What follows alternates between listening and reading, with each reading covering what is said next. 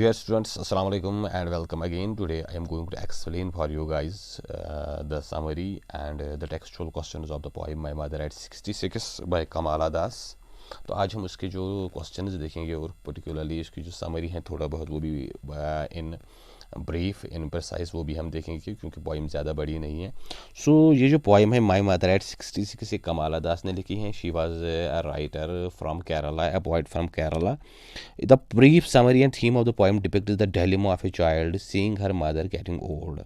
इसकी जो पोइम जो पूरी रिवॉल्व होती हैं वो इस थीम के आसपास हो रही हैं, दैट व्हेन अ गर्ल और व्हेन अ डॉटर और when a child seeing his parents, और पर्टिकुलरली यहाँ पे जो बात हुई है seeing her mother getting older.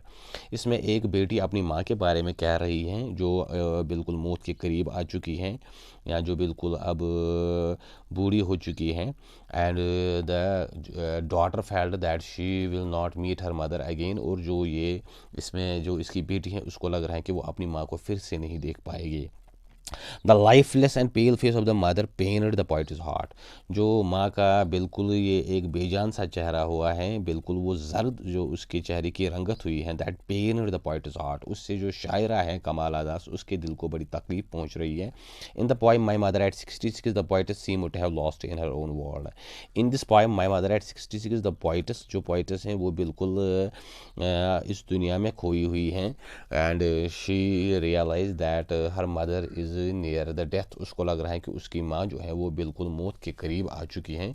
She is on the verge of death, वो बिल्कुल मौत के दहाने पे हैं और उसको लग रहा है कि अगली बार शायद वो अपनी माँ को फिर से नहीं मिल पाएगी, उससे फिर मुलाकात नहीं कर पाएगी। The poem is based on the mother daughter relation. ये पोइम जो है ये इस चीज़ पे बेस्ड है, जो रिलेशन होती है, जो एक उनस होता है, एक अफेक्शन होता है between a mother and daughter, इसको ये चीज़ पोइम डिपिक्ट कर रही है, उस पर ये तबसरा कर रही है। And the poet shares her feelings for her mother, और जो पोइटस है यहाँ पे कमाला दास वो खासकर जो उसकी फीलिंग्स है अपनी माँ के बारे में वो रीडर को बताना चाहती हैं या वो शेयर करना चाहती हैं।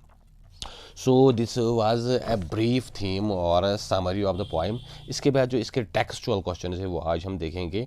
How does the poet describe her mother in the poem. जो पोइट हैं या जो पोइटस है कमाला दास वो अपने माँ के बारे में क्या बयान कर रही है, कैसे बयान कर रही है इन दिस वेरी पोइम, तो वो हम देखेंगे अभी इसके textual questions. And that is वो इस तरह से है। The while driving to the airport from Cochin. ये पोइम जब शुरू होती हैं तो इसमें हम देखें कि जो पोइटस है वो कोचिन की तरफ जा रही हैं, टू द एयरपोर्ट, एयरपोर्ट की तरह। The poet looks at her mother who is sitting beside her. जो पोइटस है वो अपनी माँ की तरफ देखती हैं जो उसके पीछे वाली सीट पे हैं। She describes her mother as entering the grips of old age. वो अपनी माँ के बारे में ऐसे बयान कर रही है that she is getting older and older, वो बिल्कुल अब बूढ़ी हो चुकी हैं, बुज़ुर्ग हो चुकी हैं। Her face has turned pale like the pale face of a dead body. उसका चेहरा बिल्कुल अब ज़ारद हो चुका है, just like a dead body, जैसे एक मुर्दे का होता है, मैयत का होता है। She finds her mother dosing, वो देख रही है कि उसकी माँ ओंग रही है, उसको नींद आ रही है। ओपन माउथड, उसका मुंह खुला हुआ है। Realise that her mother is not going to live long, और ये इंडिकेशन शायर को समझाती है that her mother is not going to live long. उसकी जो माँ है वो अब ज़्यादा टाइम तक ज़िंदा नहीं रहेगी, उसकी जो डेथ है वो बिल्कुल नज़दीक आ चुकी है। The second question is why does the poet look outside, what activities does the poet see outside the car window. जो पोइट है that is the Kamala Das, why she is looking outside and what activities she realise when she saw outside the window of the car, और उसको क्या activities नज़र आ रही है, कौन से काम वो देख रही है जब उसने खिड़की से बाहर देखा जो गाड़ी की खिड़की थी। The point looks outside the car window in order to drive out the negative feelings about her aged mother as her mind is filled by the painful thoughts of her mother. जो point है वो खिड़की के बाहर देख रही है ताकि जो नेगेटिव जो उसके जहन में मनफी ख्यालात आ रही हैं, that her mother is going to die, कि उसकी माँ मरेगी। अबाउट हर एजर मदर, उसकी माँ के बारे में वो उन ख्यालात को दूर करना चाहती हैं। As aged mother as her mind is filled by the painful thoughts of her mother, क्योंकि उसके दिमाग में जो तकलीफ दह चीज़ें आ रही हैं, सोच आ रही है, that her mother is going to die, उसकी माँ बिल्कुल मरने के करीब है। Outside the car window the poet sees young trees running past the speedy car. जब वो खिड़की से बाहर देखती हैं तो जो पोइट हैं या पोइटस हैं वो देख रही हैं कि वो यंग ट्रीज़ जो अभी छोटे छोटे वो पेड़ हैं वो जैसे स्प्रिंट कर रहे हैं, क्योंकि जब गाड़ी आगे जा रही होती है तो हमको लगता है कि वो पीछे की तरह दौड़ रहे होते हैं। She also sees little children coming happily out of their homes, और वो देख रही हैं जो छोटे छोटे बच्चे हैं वो बिल्कुल अपने घरों से बाहर आ चुके हैं और खेल रहे हैं। यहाँ पे वो कंट्रास्ट कर रही है, एक तरह तो ये चिल्ड्रन हैं जो अभी टेंडर एज में हैं, और दूसरी तरफ उसकी माँ है जो बिल्कुल मरने के करीब हैं, जो बिल्कुल ओल्ड एज में दाखिल हो चुकी हैं। तो then there is third question, why are the young trees in the poem described as sprinting. Poem में ये जो छोटे पेड़ हैं अभी इनके बारे में क्यों शायर कह रहा है कि दैट दे आर स्प्रिंटिंग, वो जैसे उछल कूद कर रहे हैं। The young trees in the poem have been described as sprinting because they seem to be running past to the speedy car. क्योंकि जब हम गाड़ी में जा रहे होते हैं जो तेज़ रफ्तार होती है तो हमको लगता है कि ये पेड़ जो हैं ये ऊपर नीचे जैसे हो रहे हैं, that is because of the speed, वो रफ्तार की वजह से होता है, और जब हम इसके अगेंस्ट डायरेक्शन में जाते हैं। But as a matter of fact it is only the car which is running and not the trees that are actually stationery.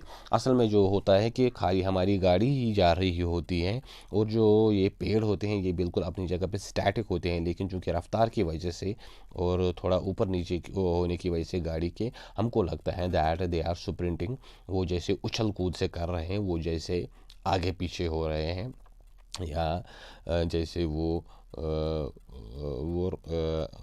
उछल कूद से कर रहे हैं। Then there is the fourth question, why is the mother compare to the late winter's moon. शायर ने क्यों माँ को, जो विंटर में जो मून होती हैं बिल्कुल वो पेल कलर की होती हैं और उसके जो साथ में वो बादल जैसे होते हैं वो बिल्कुल वो क्लियर नहीं होती हैं, शायर ने इस अपनी माँ को और जो ये विंटर है मून इसको क्यों आपस में कंपेयर किया है, इनका क्या आपस में ताल्लुक है। Since winter is the last phase of a year, क्योंकि विंटर जो होता है वो एक साल का आखिरी जो सीज़न होता है। Similarly old age is also the last phase of वनस life, इसी तरह से जो ओल्ड एज है बुढ़ापा है वो भी इंसान की ज़िंदगी का आखिरी टाइम होता है, एंड स्टेज होता है।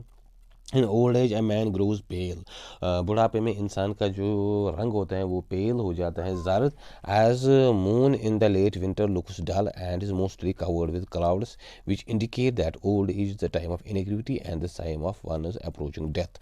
तो वैसे ही बुढ़ापे में इंसान चूँकि इस चाँद की तरह बिल्कुल वो ज़र्द सा हो जाता है जैसे विंटर में चाँद होती है, और बिल्कुल डल सा हो जाता है, and is mostly covered with clouds, क्योंकि जो चाँद हुए वो ज़्यादातर ये क्लाउड्स से घिरी होती है, इसके आसपास से क्लाउड्स होते हैं। So same is the case here, and is most and indicate the old age is the time of inactivity. और जो बुढ़ापा है वो ये चीज़ भी बता रहा है कि ओल्ड एज जो है, जो बुढ़ापा होता है वो बिल्कुल इनएक्टिविटी का होता है, बिल्कुल आपस में कोई काम नहीं कर पाते, and the time of one is approaching death, और बिल्कुल मौत जो आपके करीब आ रही है उस चीज़ को ये जाहिर करता है। Then there is the fifth question. What childhood fear do you think the poet is referring to in the poem My Mother at 66? किस childhood खौफ के बारे में शायर बात कर रही है जो poem है My Mother at 66 इसमें? In the poem My Mother at 66 the poet is referring to the child fears that adhere to its loss and separation from his mother.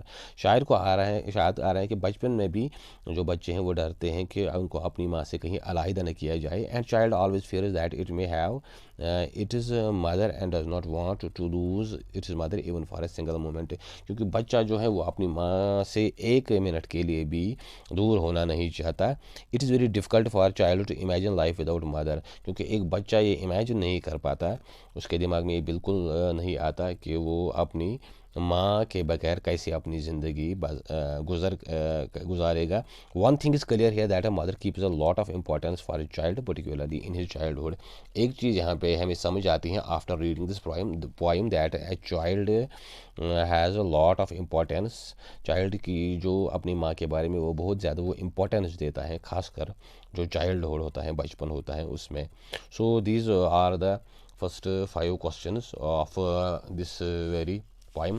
इंशाल्लाह नेक्स्ट वीडियो में हम इसके जो रिमेनिंग जो textual questions हैं और जो फिर लिटरेरी डिवाइसेस हैं पोएम में जो पोइटिस ने एम्प्लॉय किए हैं वो हम देखेंगे।